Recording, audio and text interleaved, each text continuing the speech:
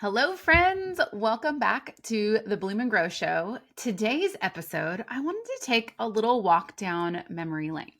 And what kind of prompted this was Facebook memories. So, if you are familiar with the Facebook platform, and if you've been a user for well over a decade, like I have since my first child was born, I'm kind of in his like infant toddler years, that's when I started posting on Facebook. And I love getting the Facebook memory reminders, and I love to scroll down because it kind of puts it in more recent order at the top, and then you scroll towards the bottom. And I like to just see what I was doing because I was much more vocal about my business things because back then, a decade ago almost, that's how you got the word out about your products, your services, your business, in addition to your family.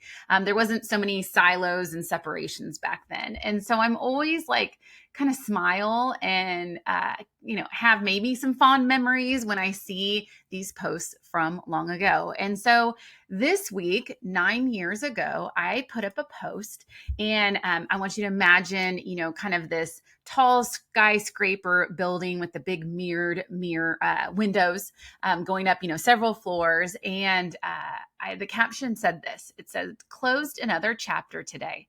Tomorrow, I'll tell you the story about it. But for today, I'm just relishing in the quiet excitement of starting a new story."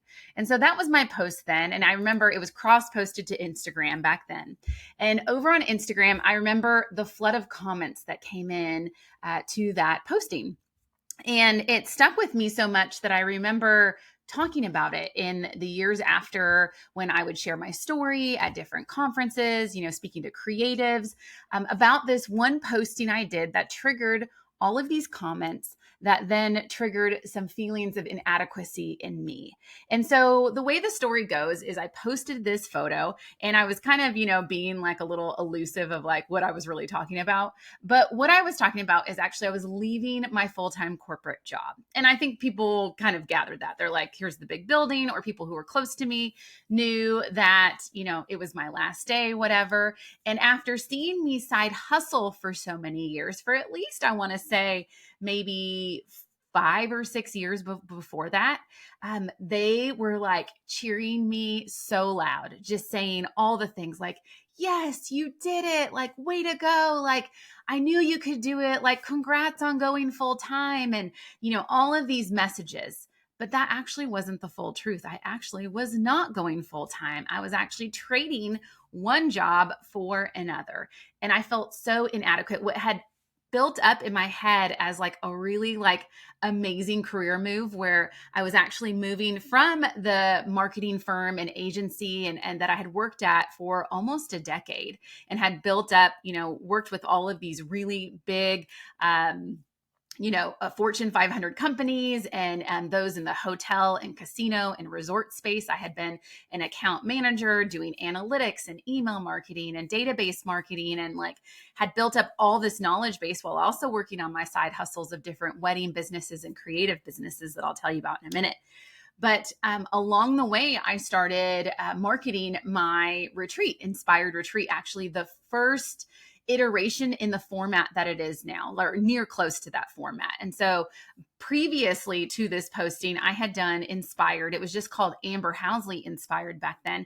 And I had done a series of workshops that became multi-day workshops. I didn't have kind of the all-inclusive experience that Inspired Retreat has today, but I was moving toward that model. And in that year, I started marketing it. And one of the people on my email list would now become my new boss at the new organization and company that I was moving to.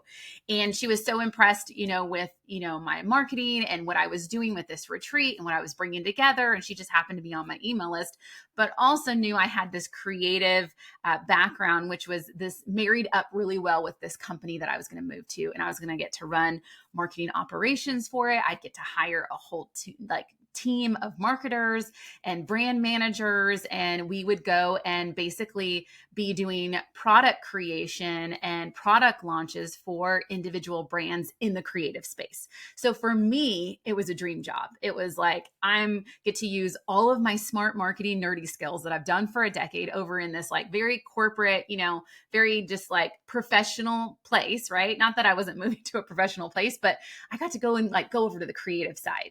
And so I was so excited, and they were very accepting and well aware of all of my activities I was doing in my side hustles in my small business and supportive of those things. And were wanted to come alongside. They're like, this will only help nurture everything you do for us at this company. And so I was moving to that and I was excited, but then it was misinterpreted by everyone online when they saw the posting of me leaving my full-time corporate job, thinking I was like going full-time with my business. And so that brought me down, and like was like a something I wore in my backpack or on my sleeve, whatever you want to say, for years of how like I wasn't quite, and it actually followed me. I stayed with that company for about a year, a little over a year, before it just didn't feel like a good fit for my life stage, which I'll share about in a minute. And I moved over to another company where I got to do, which was also then moved into my dream job for several years.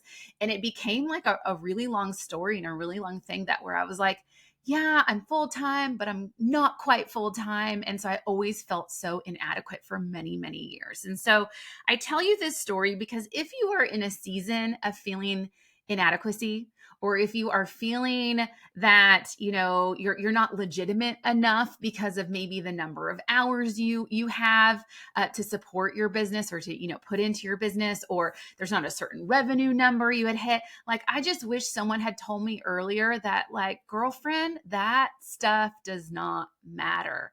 What matters is you and how you feel and how you are making an impact, whether that impact is only a few hours a week or a couple of clients or a couple of products. Like, you are making an impact. And I wish someone had told me that. And maybe somebody did, but I wasn't in like the mindset to embrace that at all. But as I was thinking about this episode that I wanted to share, when I saw this Facebook memory, I was like, oh man, I want to go back to Amber back in 2014. So this is the year 2014, which doesn't sound like that long ago to me, but I mean, heck, it was 9 years ago. Okay. And so I was like, let me do some digging. What was Amber in 2014 doing? Because sometimes we forget about everything that contributed to where we are at today in our businesses. And for me, who has had a business this long in all different sizes and all different formats, right? While I was working side hustles, and really honestly, when I think of the word side hustle, I feel like that also feels inadequate, because I didn't treat it like a side hustle. It was basically my second full-time job. It was my heart and soul, and it brought me so much joy. And to me, it wasn't a side thing. It was everything to me. And so let's get into it though. I was like, I'm just going to keep hammering this home, but really I just want to talk about it. So back in 2014, I actually went into my Google inbox and searched 2014, and I started like going through pages of emails. And so it gave me it all came flooding back to me of what was happening in the year 2014. So it was in October that I actually made the switch. So leading up to this is what I was doing while I was working full times, 40 hours a week, almost like 80% in the office. That was like when working from home was just starting to get introduced a little bit, like just a little bit. Like, I think I got to work from home like 1 or 2 days a week. But most of the time I was going to the office full on, like agency, dress code, business professional type thing, traveling over to Las Vegas and to Florida and to different markets where my clients were. And I was also running a business on the side, doing various things. And so here were the things that I noticed. Okay, so back then I was doing blogging for brands. And so back then I was doing, photo shoots and posts and whatnot for various brands. I remember in this season of life, I was attending a conference pretty regularly and actually speaking at it called Alt Summit, which it still exists today. If you check that out, it's kind of more caters towards the lifestyle blogger and influencer space now. But back then, that's where I actually met up with a lot of different brands, like kind of that were related under the Better Homes and Garden brand, if you can think of that lifestyle brand. So I was doing things like that. I was doing styled shoots for wedding magazines because I was running a wedding planning business. I was doing wedding planning and styling. So not necessarily, I wouldn't be your wedding planner doing the logistics, but I would do all of the styling. So that meant I would do kind of all the branding for the event and all of the invitation design and all the paper details, all the other special fun details. And then I would go to the actual wedding and style it and like make it look really good. I'd usually work in conjunction conjunction with the florist or some of the other, event team, but I wasn't responsible for like the planning logistics. Like I had started to kind of already, niche down a little bit to go where I enjoyed things the most, where my like creative skills were, best utilized. And so in that, I was producing styled shoots for different magazines. So in some of those emails, I was seeing like kind of correspondence going between me and various vendors and venues. And that was bringing me back a lot of really great memories, because some of the styled shoots that we created are freaking amazing. Like, I don't even think I knew how good I was 9 years ago until I'm like, now I feel like a big girl. And I look back and I'm like, damn, Amber, damn, little Amber, you knew what you were doing. You were so good at this, and you had such an eye.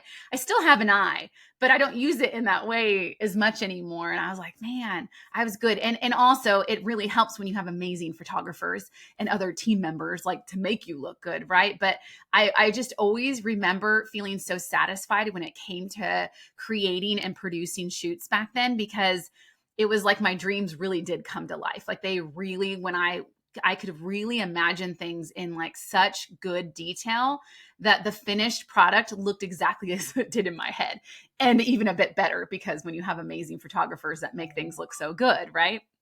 So that's what I was doing with that. The other fun thing, these are the other two fun facts I have to share, is this was also the time when producers from the A&E network reached out to me because they were looking for a wedding planner to be a guest on one of their reality TV shows that they were filming in Nashville. And so the show was called Big Smo, and he was a country rap star. He was like an up and coming one. And this was in the heyday of like Duck Dynasty and those types of shows, like, kind of early reality TV. It probably wasn't that far removed from The Simple Life, if you remember that, from like Paris Hilton and Nicole Richie. And the reason why I remembered that is because in trivia this week in my neighborhood, the neighborhood pub, that was one of the questions that came up.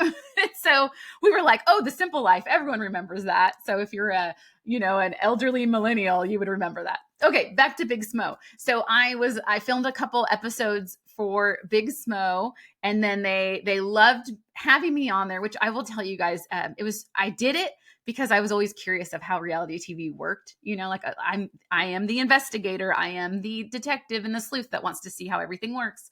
And so I agreed to do it. You film a bunch, but like more than half of it ends up on the cutting room floor. So like if you were to Google it or go on YouTube, you can actually find it. I promise you, it'll be like wedding planning Big Smo episode. And you can see like probably my 6 minutes of airtime across maybe one or two episodes, if even that. But I did like 3 days of shooting. That's how crazy it works out.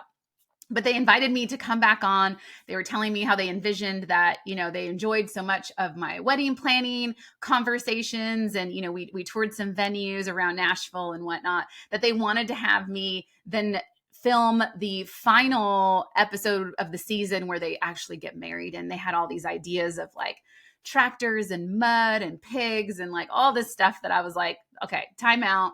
This is not like representative of like the events and this, style of Amber Housley weddings. So this isn't a good fit. And so I politely declined. And so I always felt good in doing that I said no from a very thoughtful place and like what felt like genuine and true to me, and not because, oh, look, I can get some, 15 minutes of fame on the A&E network. Some people might find it. Like my clients weren't watching that show probably anyway. So anyway, Big Smo was happening. I was filming that. And then the other fun thing is that I was creating, this was back when Jane, if you're familiar with Jane.com, they are kind of like a Zulily, if you're familiar with that too. Like they were kind of the first like marketplace to have creatives and makers sell things at a discount and basically give you a bigger platform. And so I was selling the heck out of custom address rubber stamps that I had designed.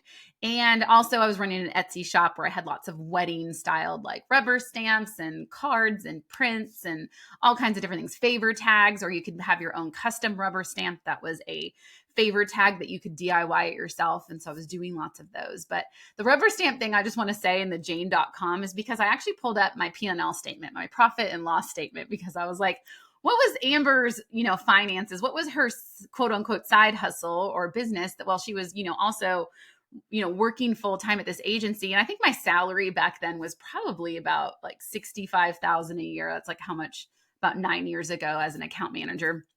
So then I was also running this business. And so I looked at my receipts. And so that year I took home as my salary 30,000, which I thought was like pretty good for a side hustle. That definitely helped our family in different ways. Absolutely. But the funny thing, like this is what's crazy to me when I look at like where the income came, $31,000 in rubber stamps I sold that year. 31,000. Like that just like makes me laugh. Like what?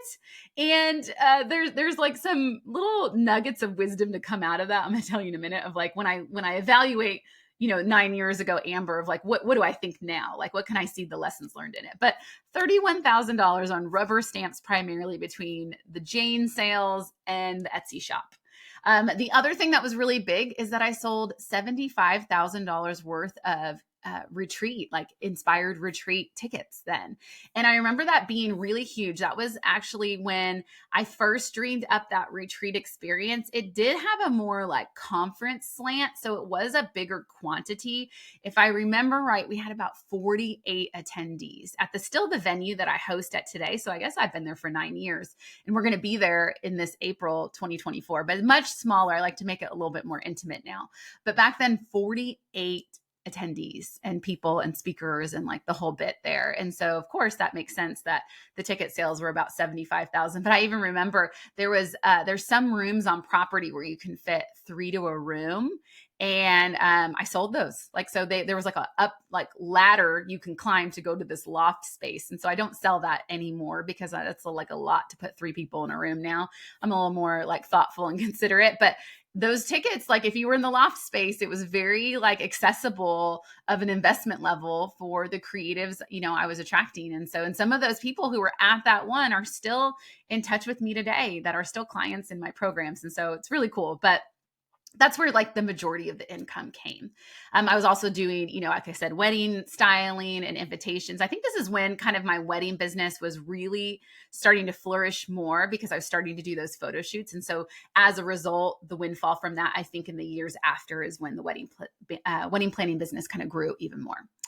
All right. What do I think now? When I look at that, I was like, okay, this is what I would say back to her if I would evaluate her back then, Amber Housley. One, I said yes to a lot of things, and I see now that was a pretty good thing because I look at all of the, invitations or emails and correspondence and like, I'm doing this over here, styled shoots, saying yes to blogging, coordinating, being on this, reality show, selling these different Jane cells that were popping up there in like kind of the first half of the year.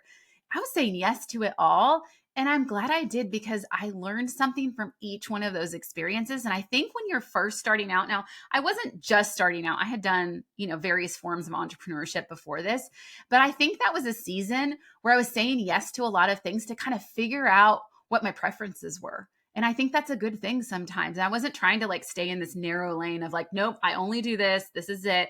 I was like, I don't know, let's try this over here. Let's try that. And so it was like a really good experimentation.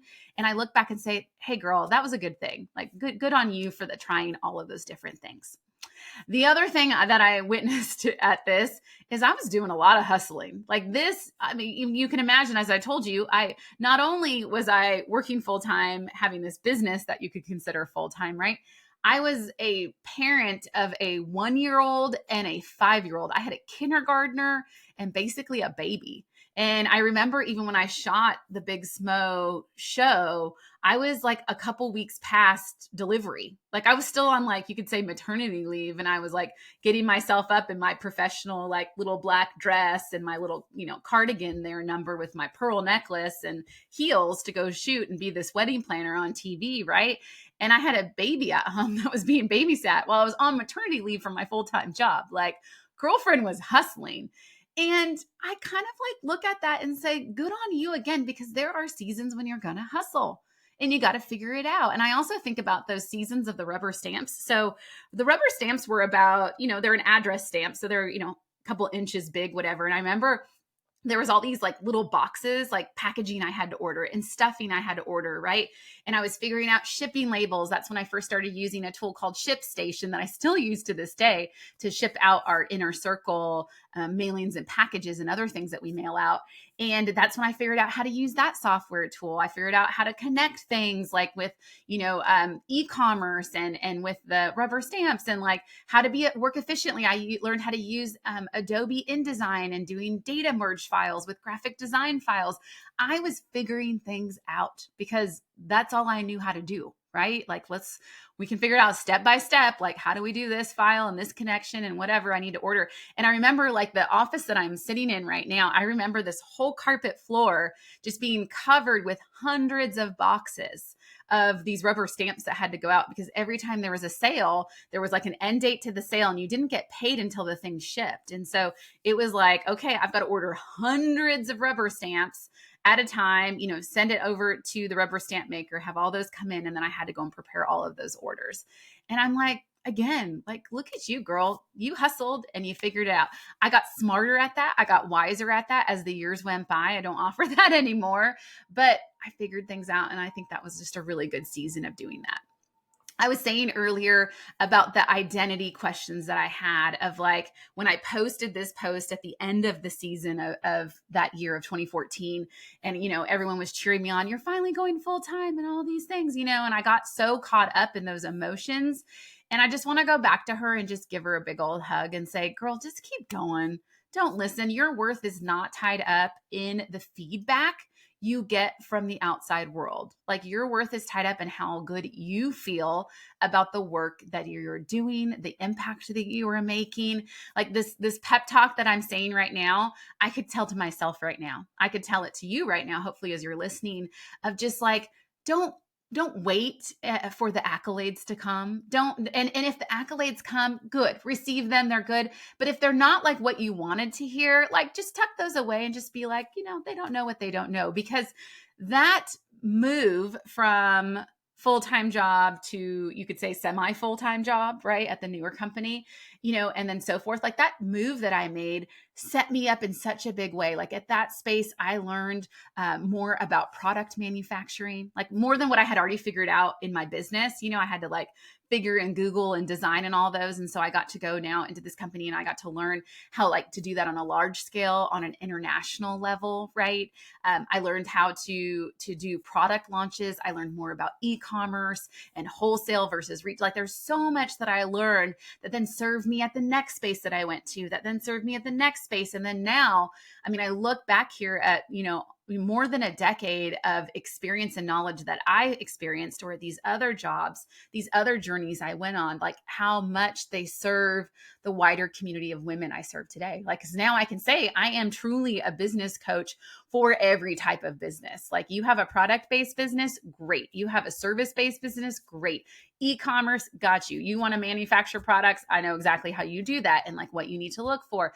Analytics, KPI, like there's just so much that if I had listened to their words and been like, oh, they're right, what am I doing? Like, let's quit it all. Like, let's just go and run. Like, who knows? Maybe that journey and adventure would have been good, but I did exactly what I was supposed to do. And that feels so good now to say, almost a decade later, that like, oh, this is exactly where I was supposed to be. This is exactly where I was supposed to end up.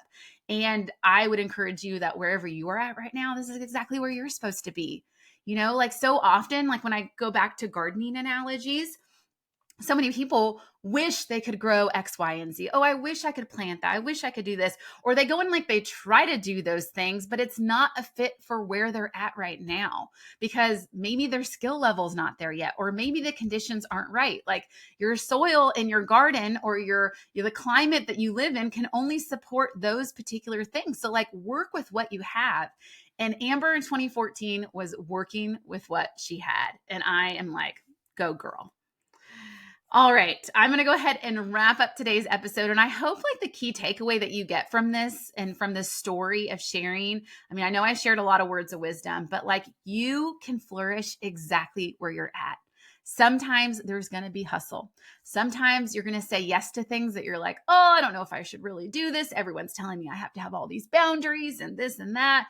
I'm just like, say yes. Like, say yes and find out what happens. And if it ends up being a no, then let it be a no and move on and learn from that experience. So, wherever you are listening today, may you bloom and grow and flourish exactly as you are and exactly where you are. Until next time, friends, take care.